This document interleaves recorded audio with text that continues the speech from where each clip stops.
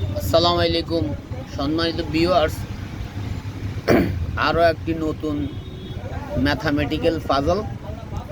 খেয়াল করে দেখুন যে আমাদেরকে এই প্রশ্নবোধক চিহ্নের স্থানের সংখ্যাটি কত সেটা বের করতে হবে।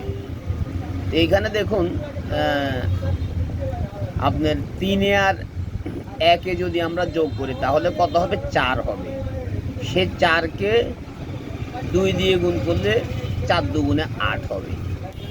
একইভাবে দেখুন 5 আর 3 যোগ করলে 5 3 8, 8কে 5 দিয়ে গুণ করলে 5 8 40।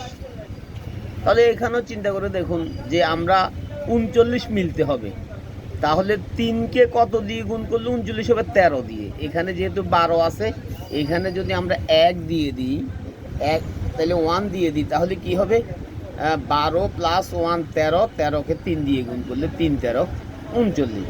তাহলে অর্থাৎ এইটা যদি এ হয়, এটা যদি বি হয়, এটা যদি সি হয়, তাহলে আমাদের দাদা বের করার সিস্টেম হচ্ছে, আর এটা যদি ডি হয়, ডি সমান সমান হবে এ গুণ বি, এ যোগ বি গুণ সি। এইভাবেই 12 একে 13, 3 13 39। ওকে, ভালো থাকবেন। আসসালামু আলাইকুম রহমতুল্লাহ।